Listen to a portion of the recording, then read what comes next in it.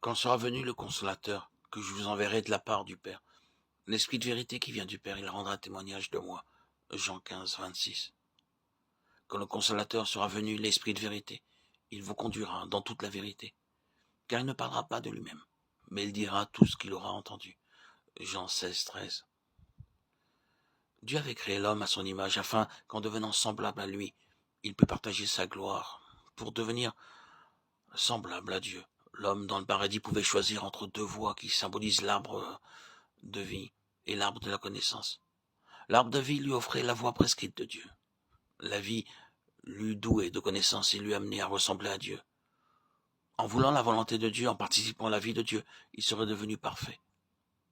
Satan lui indiqua l'autre voie, lui assurant que la connaissance était avant tout désirable pour devenir semblable à Dieu. Quand l'homme préféra la connaissance à l'obéissance, il entra dans la redoutable voie qui conduit à la mort. Le désir de savoir s'empara de lui et corrompit sa nature entière. Il sacrifia la connaissance, l'obéissance et la vie. Encore à présent, la race humaine continue à se fourvoyer, à chercher le bonheur dans la connaissance. Et c'est dans le domaine religieux surtout que l'homme subit l'empire de cette funeste illusion. Même lorsqu'il reçoit l'écriture par laquelle Dieu se révèle à lui, c'est toujours avec un alliage de sagesse charnelle qu'il l'étudie. La vérité divine est dépouillée de sa force quand l'intelligence humaine s'en saisit, sans le secours de l'esprit, tandis que si elle pénètre dans son esprit comme Dieu le veut, elle devient sa vie. Lorsqu'elle n'atteint que la surface, que l'intelligence et la raison, elle peut bien occuper la pensée et lui plaire. Mais tandis qu'on attend d'elle une heureuse influence, sa force est réduite à celle de la sagesse humaine qui n'atteint pas la vie de l'esprit.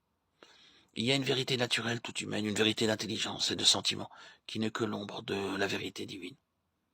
Celle-ci, au contraire, est effet et vérité. Elle fait saisir et posséder ce qui, pour d'autres, reste du domaine de la pensée.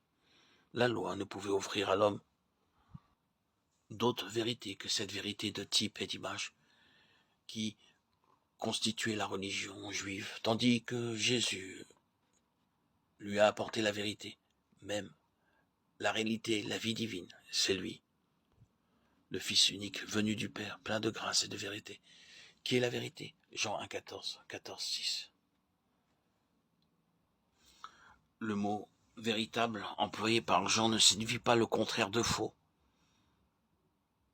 Il désigne ce qui est réel, la parfaite réalisation d'une idée au lieu de ses manifestations imparfaites. 1,19. Jean 1,19. Quand notre Seigneur promet à ses disciples le Saint-Esprit, il l'appelle l'Esprit de vérité. Jean 16, 13.